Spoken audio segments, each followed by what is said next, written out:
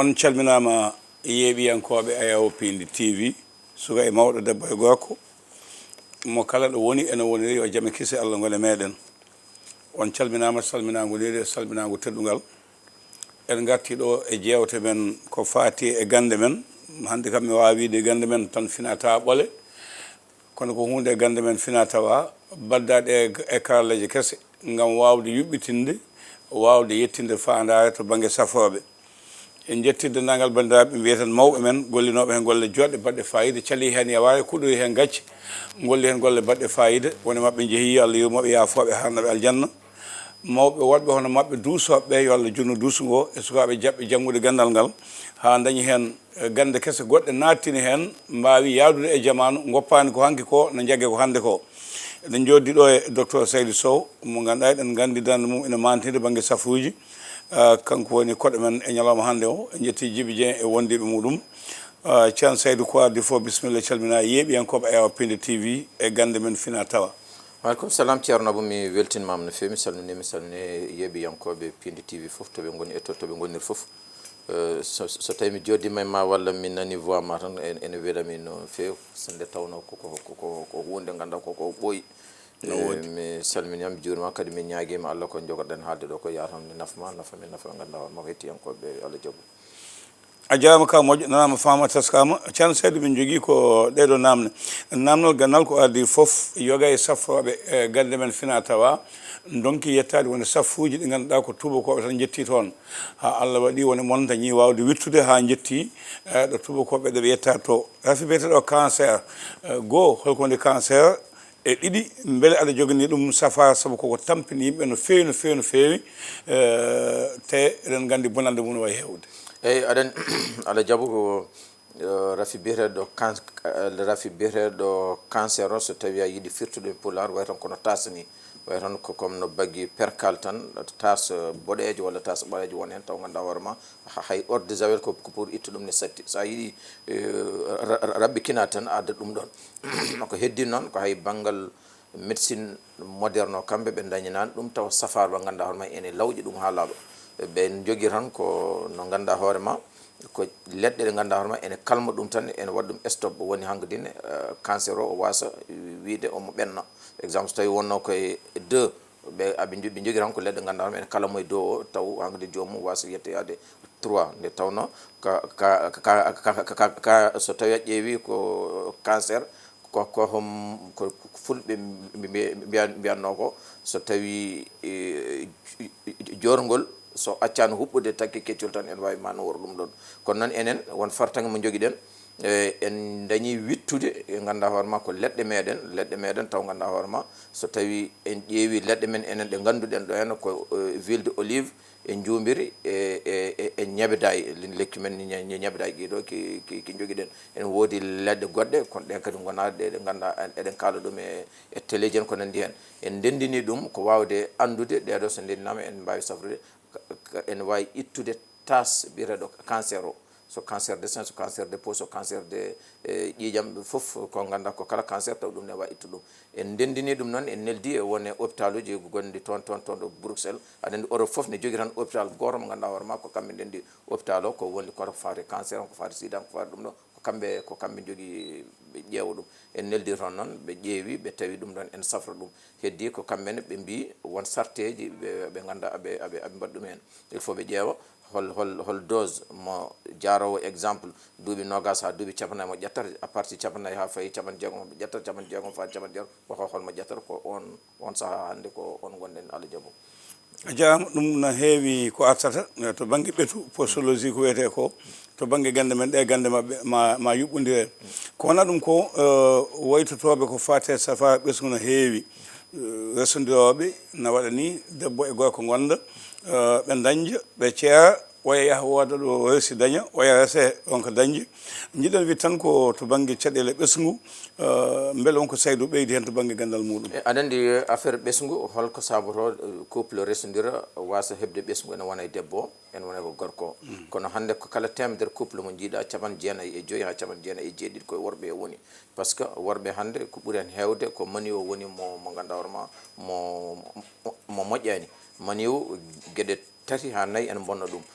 ko wiyete city ene bonna ɗum jaben ne bonna ɗum masturbation ne bonna ɗum hay fatigue woni tan tampere e miijoji kewɗi ene bonna ɗum ɗon ɗo joni so tawi ko banggue debbo e bonnude heewi hadde ɗum jibine ko trompe uji cukkade aɗa debbo won guddi tati ene muɗum hen wuddere somo tawra hen rewata oya ella hen rewata oya so maniwu gorko hen rewata so tawi noon omo yiya ella kala lewru omo yiya ella o debbo ala caɗele jibinde ko ene heewi noon e heewi e wone rewɓe hewɓe mbima wonde so leldima e woɗɓe mumen so maniwu naati tan so ɓooyi maniwu ene yalta so maniwu ene yalta tan ko maniwu o woni moƴƴani saabu nder debbo to won organe gonɗo toon so maniwu ari toon kañum jaggata ɗum ɗon kako so jaggi ha ɓooyi seeɗa so maniwu woni moƴƴi o ɓennina ɗum nder so maniwu o moƴƴani o rufa ɗum woni rewɓe ɓe ganduɗa hoorema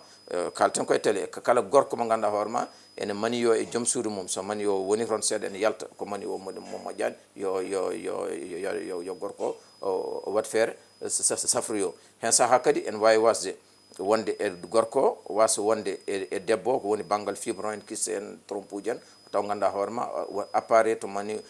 to maniwaji ɗiɗɗi to ndendata ɗo ene fonctionne kadi e nder e climat ayawo ma yi joni debbo rese ɗo e Dakar pendant duuɓi ronko ɓesnude hande itte ɗo reesu e Tamba o ɓesna way tan comme no sa en woodi hen appareil sa ittum Amérique addi ɗum ɗo hen en woodi filuji ɗi changera hen ko pour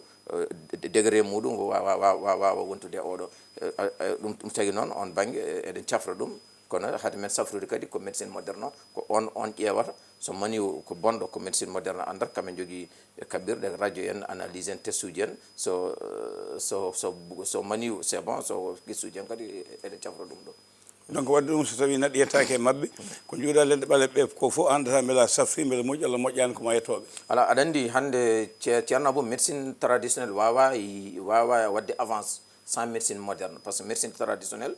ko leɗɗe kono noon ko médecine moderne o kamɓe jogui test uji mabɓe kamɓe jogui analyse kamɓe jogui radio ji kamɓe gandata oɗo wondi ko naggam après soɓe gari noon e woodi hen aɓe mbawi safrude ene yawi ene woodi hen kamɓe ɓe galna ɗum safaro ko médecine traditionnelle o safrata ɗum ɗon afi biyeteɗo hépatite B ina tampini yimɓe no feewi saaha docteur ɓe wiya ɓaleɓe mbawana saaha ɓaleɓe mbiya ina jogui leɗɗe mbawɗum safrude en nani hewɓe waɓe ne cafa ɗum te yimɓe ne jaaha e mumen beele wonko bittuɗa hen eko mbawɗa wadde hen e min hépatite B to kaldanen hande ɗo mi sellini hépatite B kene wona 416 personnes woni temen nayyo e sappo e jeegom safa eyyi ɓe cafru min e ha celli eyyi ko ha celli hépatite B ko virus mo ganduɗa hoorema ko gonɗo e nder neɗɗo virus o noon ko ɗanotoɗo ko ɗanit tan ɗo sa yiiɗi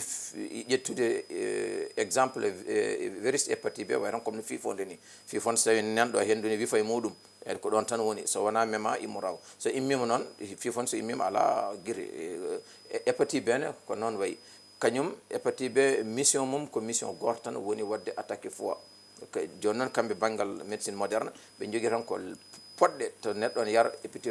ɓeydo tan ko wiidoma o ɗano tan mo sikkino hayso ko neɗɗo ko ɗani ko fof ma wot subaka goto nde fini sohla yidde finde sohla yidde finde hépatite o noon so fini o wala haajo goɗɗum o jogui haajo tan ko pamta uratamo tan ko foie ko ɗum tagi eyyi heeñata tan uratamo so urima noon o yaaha toon après o waɗa jomum wiya hanke ne heeɓi cancer de foie kono noon enen eɗen jogui leɗɗe men ɗe ganduɗa hoorema ene cafra ɗum woni holɗum so tawi neɗɗo gonɗo hépatite o ne yara ɗum wayata tan komi ƴetta hande sérém ƴetta leggal dokka ɗum labbo ne wawi sayde leggal ngal ha wonta condi enen leɗɗe meɗen ene mbawi tajje ɗum ɗo ɗum no wiyete tajje vériso haw wonta ɓolo haw saya ha laaɓa kono noon kadi ɗum noon kadi ko traitement mo ganduɗa hoorema ma ƴetta lekki colopathie bal sappo jeegom ko heddi ko traitement goɗɗo ne wawi wonde entre lebbi jeegom e lebbi jeeɗiɗi ha lebbi jeetati maximum a jarama sen gatti rafi goɗɗo mo ganduɗa tampiɓe no fewi ɓe mbima ko ɓuuɓri ɓe mbiya ɓuuɓe ɓaleri ɓe mbiya ko ɓuuɓe jandi ha ganti ha jagui woni hono prostate ina andi bandaɓe no fewi duuɓi cakkitiɗi en jii ɓaleɓe safroɓe en jiiɗo diwan Sine Saloum ɗo nokkuji goɗɗi safroɓe ha dañi hen ko wiyete ko hono aafiya to banggue wittoji ma hoto jata e ɗum aɗa andi prostate yimɓe ganda woni holko woni prostate ko longel ngalɗa hono makko kañum wonata e neɗɗo toɓɓe ne naata hen ha toɓɓe ɗe keewa neɗɗo wiye o ɓoƴama taare ko ɗum ɗon woni prostate joni noon leñguel ngel ne heela loyngel ngel ne fellito loyngel ngel ne yuula so yulino hankkadine joomum wawa hankkadine jaggude wawa hankkadine jaggude eyyi joni noon hen saaha joni so tawi a yi ni neɗɗo ene ɓuuƴe ene yiiɗa tarade mais taw ene keppa ɗum par ce que holɗum ko wonani e position yidde tarade so neɗɗo so darima walla jooɗima wone position yidde tarade tan ko nen loyngel ngel ombito joni noon ndiyam ɗam ruufa ɗo joni noon loyngel ngel ɗon en paana so paani noon wiye neɗɗo heeɓi prostate enen kewɗen wiide ko rafi o ko rafi o woni prostate mais ko loyngel ngel ko ngel woni prostate ɗum noon fof joni so tawi heɓtima innama to eɗen cafra ɗum kono hay ɗum ne kadi ko traitement lebbi tati lebbi nayyi lebbi nayyi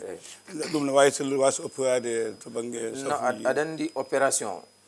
hay opération goto wawa waɗede opéré o sella opération par ce que sa tawi a ƴeewi opération kamɓe ɓe kewi tan ko tajji ɗum so taƴama noon way tan hande koaɗa jogui ɗo hande jardin ma nana a heesi ɗum so tawi a heesi ɗum noon aɗa sa soba fof nde pinɗa aɗa roosa ɗum so ɓoyi tan ko wiltata eyyi ko wayno kiste en fibron en gueɗe goɗɗe ko ganduɗa hoorema ko watte opération ko so neɗɗo ene lutti ñamde yarde welta tan towta artat ɗon ɗum waɗi noon enen ko pour safrude prostate way tan comme no mawɓe men nden sen mahanno suudu ɓakkere ni ko wodat gonɗo nder to ene daara est ce que ɓe ɗum ɗo guirel nangue nguel en narto so guirel nangue ari tan ɓe kocca ɓakkere kadi ɓe cappiro ɗon ha foof awra enen leɗɗe meɗen ko noon ɓe cafrirta prostate o Allah jaaɓu caɗele kewɗe to banggue rafiji ha tengti rafi goyagu woɓɓe mbima hande ko sukaɓeɓe ko fijirde hewde saboto ɗum woɓɓe mbima ala ko ñamel ɗen wonɗe moƴƴani ha ko ɗum saabi hande wonde goko weeɓani a haali nane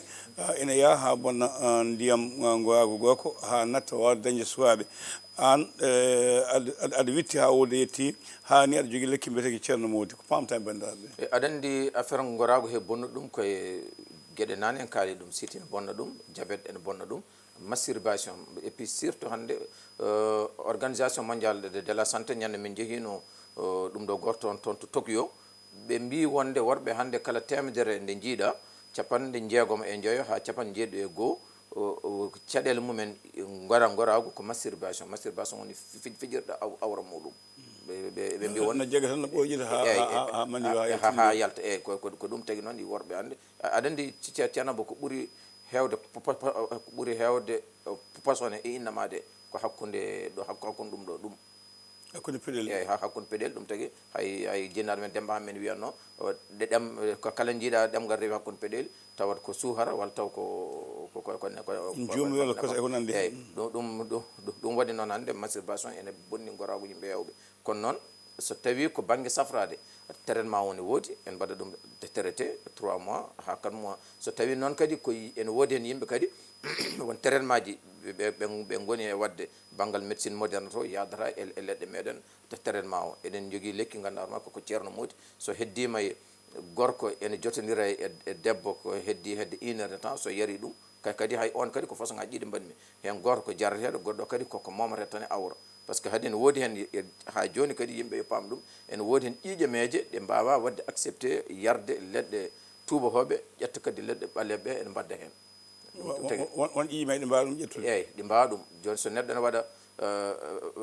ene waɗa hande traitement ko fate exemple ko fate varicocèle exemple banggal leɗɗe tubakoɓe ɗo sa rena hen to banggal leɗɗe ɓaleɓe hay lekki ngoro wawa wutora ɗum par ce que ko rakkolaji gonɗi e varicocèle ɗi foof ko kañum jokkodiri e ɗaɗi innamade o foof donc noon aɗa andi yimɓe sappo ne gasa yimɓe sappo ene jorta gaska heɓora ɗon ko pundir tan wonata ɗon ɗum waɗi noon enen e wittoji men en bitti andude lekki keeɗo o ko kala lekki jarata e banggue médecine moderne aɗa wawi ɗum hutorade ɗum tagui worɓe ɓe ganduɗa hoore makko wonɓe e traitement banggue goɗɗo en dañini ɗumen leɗɗe ganduɗa hoore makko leɗɗe gorko taw so heddima hedde 1 heure de temps hedde 40 minutes sa hutirima ɗum tan ma won gorko mo ganduɗa hoore ma a nandira e dendam Demba Dieng sa hutirima so yewti kadi saɗa artoya kadi ma mbatta ɗum eyyi a jarama yeeɓi en koɓe AOP TV gande men Fina Tawa e gande men Karalla Kesse docteur Seydou Sow kanko joddoɗen ɗo Seydou haali joni to Tokyo ko laamu ko leydi Japon wasa Asie ne jogui leɗɗe fina tawaɗe hutoto kono kadi to banggue kesam hesamagal gollodiral hakkude safuji médecine moderne et traditionnel woni gande men fina tawa e gande tubakoɓe ene yaha yesso ko mbawɗa famde bandiraɓe aɗa andi hande Alaa Diabou gandal médecine traditionnel wawa wadde avance gaga médecine woni gande safuji tubakoɓe par ce que sa ƴeewi nden jatiramen men e mamiramen men nden ene cafro sans andude innamade holko wondi par ce que nden ñameje ɗe ñameje hande jiida ɓe yimɓe hande jiida tampere hanki e tampere hande jiida par ce que nden enen ɓe jahata koye nangueji ɓe ñamata ko gawri ɓe kasitto ko lacciri haako ɓe gottoro ko ñiiri cengle ɓe kittoto kadi ko lacciri haako ɗum tagi noon ko pour rafiji ha tampinaɓe hande en satti enen noon hande ko kala ko ñamata jaltinta ɗum koye ko congélateur ay hande ɗen jooɗi ɗo henna ko sal baɗɗo kikilim sa yalte orma jole orma ko orma waɗi kilim min orma waɗi kilim tampere en tampani a awoyani hande mi yahani kan lawal remoyde ko nandi hen ɗum waɗi noon rafiji aɗi en neɗɗo goto ene woytanma rafi goto ko taw fodde rafi sappo e ene makko an cafro médecine traditionnel a wawa andude ɗum ɗon ko médecine moderne kamɓe jogui radio hen sahaji kalten koye e télé aduna en heeɗi ala meɗo arde yam wiyami ko naggam gonɗumi tan mi itta lekke mi hokkuno walla mbi mboɗa e safro ɗum il faut mi namdoma hôpital holko wima kayitaji mum eko nandi hen oɗo saaha hande médecine traditionnel wawa wadde avance gaga so liggodirani e médecine moderne o ko ɗum tagui min association mo gardima woni association des amis de la médecine traditionnelle du Sénégal en wonde OMS e ministére de la santé ɗo e leydi ndi ministére de la santé toon to France en e ko nandi hen foof komin wadduɓe junggo e fandu ko beele ene woodi hen gueɗe kamɓe aɓe gandi médecine moderne aɓe gandi ɓe mbawa safrude ɗum ko finde majjum hande kala pharmacie mo naɗɗa kala temedere lekki ne jiiɗa capan jeenayyi e goho ha capan jeenayyi e tati ko ɓeɗen bindi bindon cew kon ko base o ko palantuji meɗen ko wayno ñebe da en hen ko wayno kenkil ba en hen ko wayno yelok en hen ko wayno safarte en ko wayno ɓoy en ko foof ne hen ko ɗum waɗi noon kamɓe ɓe gandi wonko mbawi sellinde ko leɗɗe meɗen mbawi sellinde ɗum tagui noon ɓe mbiyata ko juuɗe ɗiɗi maccoɗodira nde laaɓa kono hande oɗo saha mo gonɗen médecine traditionnel wawa wadde avance sa médecine moderne a jarama Seydou to banggue witto mawɓe men ne mbiyanno neɗɗo yeena lekki wawa hebde ko woni e dow mum ganda ko lekki ki dawoyi koko finoyi e koko yiɗi woɓɓe mbima ala yiyande taka wawa woɓɓe mbawna lekki ganda holko ki woni ɗoki fuɗirta ɗoki lelorto e koki safrata to banggue wiɗɗo leɗɗe meɗen to banggue wague hen kagal beele aɗa jokki ɗum ha joni eyyi mboɗo jokki ɗum par ce que aɗa andi kadi nden ko wiyade ma neɗɗo ma yeena lekki sa ƴeewi jatiramen ɓe calorno ko neɗɗo wona mbaddi neɗɗo wona hunde fof tan nde heeɓi ɗum gratuit ɗum tagui noon ɓe mbima wonde sa yaaha lekki naggam ya waɗa hen gawri ya waɗa hen kosam ya waɗa naggam kono ɗum ɗon ala to witta taw e banggue leɗɗe aɗan noon Alaa Diabou eɗen keewi leɗɗe nafoje kono noon ko gandal ngal ala ɗo henna manda sa fami ɗon anduɓe ko wayno Fatou Maygue en Kadiata Bodiel en Demba Lurti Julde en ko hande ko heddi anduɓe seeɗa keddi ko wayno ceerno Harou Diallo mo Soringo ceerno Tidiane Guisse e won nayejo goto nen to palɗo ko ɓe nandi keddi anduɓe leɗɗe est ce que hande hutortoɓe ɗo hande leɗɗe wone mabɓe bawɗe widema lekki naggam ko fuɗi ko naggam aɗa andi hande wonne gande comme hande mbiɗa wonde ɓokki fuɗi ko aljuma sa ƴeewi ɓokkuli ko ɗiɗi mbaɗi wone furki aljuma wone furki alarba jaabi ko paare hande ko leɗɗe no yimɓe no kaldirta ni leɗɗe ene kaldir noon leɗɗe ene tikkodiri eko nandi hen ɗum ɗo jonko gande goɗɗe ɗe ganduɗa hoorema enen ɗo henna ndiɗo leydi mi yiyani kam mi witti e hewɓe ko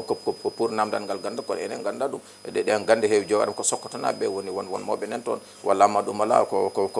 wayno Roumanie en won anduɓe kadi nen toon ko ɓen gandi leɗɗe ko holon ñalawma puɗi comme joni ɓe mbima jaaɓi fuɗi ko altine nammade fuɗi ko naggam kiiɗo lekki fuɗi ko naggam min ɗum de joni ko gande ɗe ganduɗa hoorema ɗe jaami jiggoyimi c'est vrai ɗo henna anduɓe enen ɗo henna kono noon hande ko leɗɗe meɗen ɗe anduɓe ɓe ganda ɗe mi anda sa fami ɗon anduɓe en ɗo henna kono leɗɗe men ɗe ɓe gandade par ce que walla won hen ɓe ganda walla non min kam e yiyen ɗam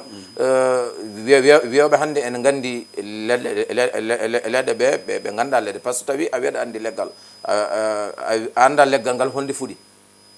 exemple sa namdam leggal ngal ɗo ngal kutorɗa ngal hol ñalawma mo ngal fuɗi a anda donc firti anda ngal te sa anda ko ngal ñalawma ngal fuɗi sa yiɗi hutande banggue safa ma ko ngakki hen si ma wat ko ngakki hen par ce que hannde mi hokkuma yeeru so tawi hannde jaabi fuɗi ko ñande ko ñande altine a faami de et puis kadi ko jaabi secret ji mum hay goto anda no foti en keewi ko ɗum saabi joni ay ko jaabi ko heeɓi kadi ko lekki hay gooti heɓani caggal lekki min gotkini wiye gawdi eyyi so tawi joni a ƴeewi joni jaabi kañum adi wonde townawi e nder leɗɗe foof kadi jaabi kadi anduɓe hewɓe mbi wonde rasulullah sallah sallam sakiri sakkade koye e jaabi ɗum tagui to banggue jaabi ene marsa banggue longal ne marsa banggue longal ɓayre ne marsa banggue longal faddade ko boni kadi ene safra hay won certain won rafiiji ɗi ganduɗa so tawi aɗa yara ɗum a faami gawdi kadi ko kañum tan heeɓi ko ganduɗa hoorema comme hannde exemple hannde so tawi mboɗo hokka yeeru so ceerno yabani rewannoɗo yimɓe mbiyata ko yo goppu lawol ko gawdi tan heeɓi nde fuɗata nde leɗɗe fof ko ma guuri a faami ko ɗum ɗo jo est ce que wiyoɓe ne gandi leɗɗe ɓe ene janggi ngal gandal awa ɓe janggat ngal gandal et puis ko kala aɗa yiya hannde leggal fuɗa altine taw ñande altine nde sa ari mum tan ko leggal ngal tan won toon barke ngal leggal ngal nafata ngal ala ɗon ko wayno hannde eɗen jogui ko wayno ha ko uulo hannde mbiyen ene fuura hay mbabba ñamata ha ko uulo fuɗi ñande aljuma ha ko uulo koye nafata ko e banggue rendo men hay leggal goto kadi sa ƴeewi hay leggal goto kadi nafata ɗum est ce que yimɓe est ce que yimɓe en bitta ɗum yimɓe en bittani ɗum hanko dine holko wiyete min mi ari tan mi tawi mama ne waɗanno leɗɗe baba ne waɗanno leɗɗe eɓe janggi gandal mabɓe eɓe jogori ɗum enen mbiyen noon holko mbiyen tappalagal wonde miron gandal mi haali ɗum émission mbaɗɗuɗi avant mi haali ɗumen gandal roneta gandal janguete ɗum waɗi noon hannde eɗen keewi leɗɗe nafooje kokon noon ko anduɓe leɗɗe ɓe anduɓe leɗɗe ɓe soit koɓe suuɗiɓe ɓe jaɓani arde ɓe kalani yimɓe walla ma ɗum ala ha joni ko mbimi ko gandagal ngakki ala a jarama jibinane wiyami guilnane koje ma ɗi gassi kono hokkami jokki tan gonne koye gasnide yewtere nde nokkuji nde puɗɗiɗa nde wonɗo guddiɗa ɗo e Sénégal beele aɗa jokki uddirgol ngol e nder leydi ndi ha to caggal leydi ndi so tawi ɗum no woodi holɗe nokkuji e ɗo joni to ɗo henna to Dakar mbo jooɗo cabine mbo jogui cabine Touba mo